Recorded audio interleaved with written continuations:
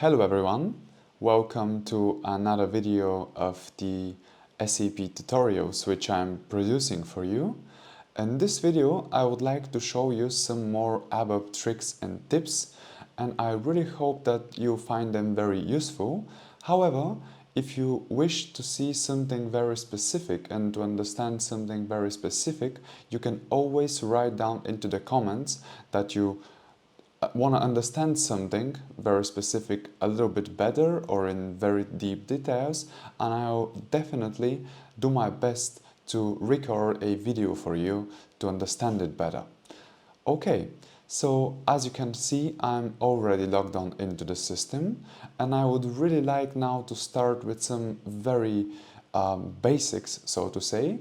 And I've already done one video in which I've been talking about some of the settings, but in this here now I would like to talk a little bit more about other settings which which I have not explained to yet. So the first thing which I want to talk about is the part with the favorites here, once again, because they are very important in my opinion.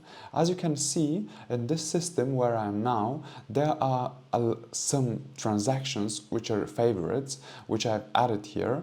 And actually, how you can do this, you can click with the right button on the mouse on this, so to say, for the table, and here you have add transaction, or you can create another folder. And if you create another folder under favorites, just a second, there is a window which has popped up, and here we can write let's say best favorites. And now you can add here transactions. Let's say add transaction to this folder, and we can write SE16 and OK. And this is how this functions, and it's pretty useful, believe me. If you are using transactions every single day, you definitely need this option, so to say, to use the favorites from here. Actually, these two buttons, they're more or less doing the same. With this one you can add favorite, with this one you can delete favorite, and in this one you can change favorite. For instance, you can change some of the things here. Okay, and what else can we see here? There is document. You can, with a right click on the transaction, you can see the documentation to this transaction. And now let's do this. And now here, down here is written that there is no documentation for this transaction. Let's see for SE80, for ABAP Workbench. Okay, what has happened? A browser has opened. Let's see. Okay, there is transaction now.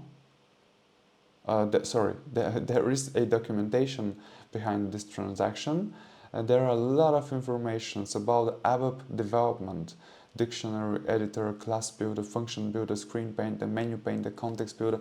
If you want to understand about a specific subtopic in this very big topic, that's the transaction itself, you can actually get very deep into the details here. Okay. Another thing which I think is very important, but I'm not sure whether I will be able to show you how it functions.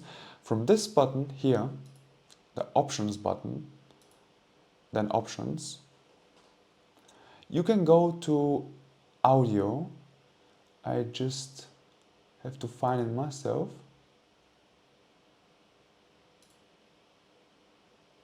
Yeah. This is the interaction design, it's called in German here, but I think it will be something different in English, more like audio settings or something. And then you have actually here the tone settings or the audio settings. And from this button here, this button, you can activate a sound on every click. So let's see whether this functions now. Yeah, there is a sound. I'm not sure whether you can hear it. But if now I write, and I'll explain why I'm writing this exactly. Okay, there is not really a sound now, but let's see, go back. Okay, there is a sound. It's something like a bell. I'm not sure whether you can hear it, but it's actually pretty nice. It's decent sound, it's not really distracting, and it gives you feedback to the functions, to the buttons that you're clicking and to the things that you're writing. So basically, it can happen that you have clicked something which you don't want to click, and because of the fact that there is no sound, you can't really know that it has happened. But if you hear the sound, then you know something has been clicked, and it's pretty useful, I think. In another video, which I'll add at the end of this video, in a previous video, I've explained how you can change the colors of the system. So basically you can do this, you can watch this video at the end of this video and understand and learn more about it, about the colors of the system. It can be red, it can be green, it can be blue, and it's very important that if you have different environments, different systems, for instance for development, for quality assurance and for production, you can make the one for production red. This is my proposal to you. And you can make the one for quality blue, and you can make the development one, in which I am now, you can make it green. And in this way you know that in which system you are, and there would not be a moment in your working day where you have mistaken the systems because of the fact that they have the same colors, right? It's, I think, another very useful thing which you can use. Okay, another very important thing which I want to show you today is the way that you can open different windows. So basically we're now in the start, or at the start if you wish, and what we can do is, I would like to open SE80, the Object Navigator or ABAP Workbench, and I would like now to show you that, for instance, if you wanna open a new window from a window which has opened a transaction already, you gotta write O with this symbol in front of it, and then the transaction, which can be SE16N. Then enter. And what will happen? A new window will pop up with the transaction. If I change the windows, there are the two open now, right? Okay, let's see what will happen. There are not a lot of transactions like this, but let's see what will happen if we write N.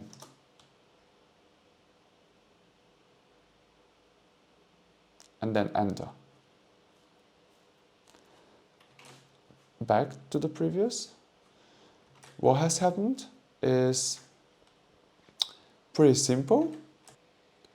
We've opened a new window, and this has happened separately from the window where we have been working on. Okay, this is another very useful feature. You should be able to open new windows, to decide when to close a window, because if you have let's say 5 open windows, sometimes this can be distracting if you don't use 3 of them in your tasks, for instance. And sometimes I have opened like 15 windows from the different systems, and even if I have a lot of work to do, I forget that I can manage this, and this maybe will accelerate my work. So basically this is something very important to have in mind as well. Okay, the last thing which I want to show you today is the transaction SE16N, which is the general view of tables, if you wish.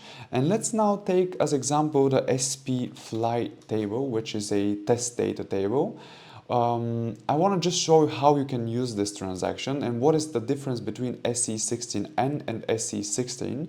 Well, SE16 is not a technical approach to the things. SC16N is a technical approach. There is also SC16T, if I'm not wrong, which I'm not using that much, and I don't want to talk about this transaction. But I want to talk about SC16N, in which you have just to type a table here, and then what you see is the field names as they are in, so to say, in the business logic, and you have the technical names here, which you can use in ABAP.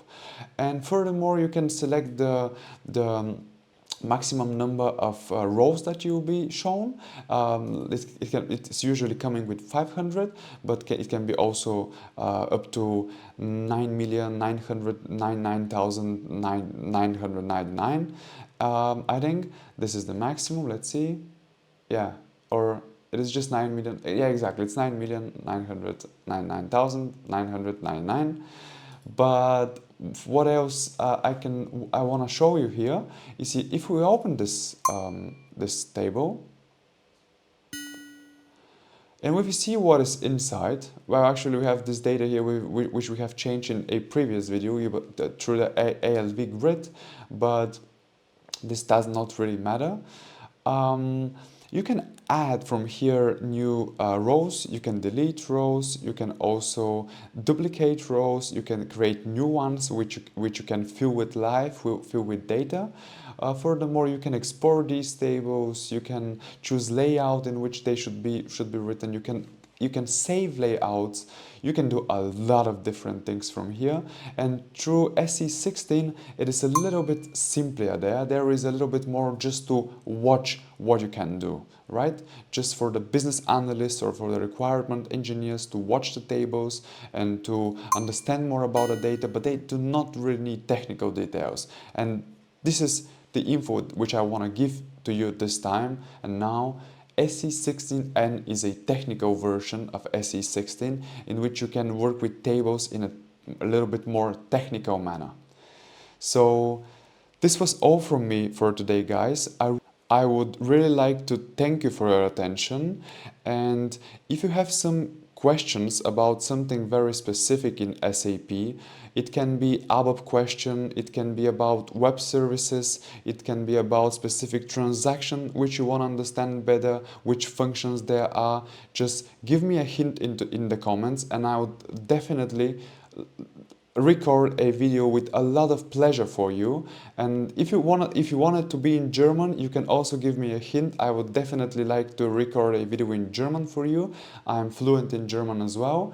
But however, if you really wanna know more about me, more about what I'm doing, I would definitely like to record such video as well. I'm working with SAP for already 7 or 8 years. I'm certified. I've done a lot of ABAP courses. I'm working in production systems of a very big bank insurance company. I'm coding in ABAP every day, and I'm working with people which are working with SAP for 40 years. So I would definitely like to show you whatever you need. I would like to provide you with information that you need.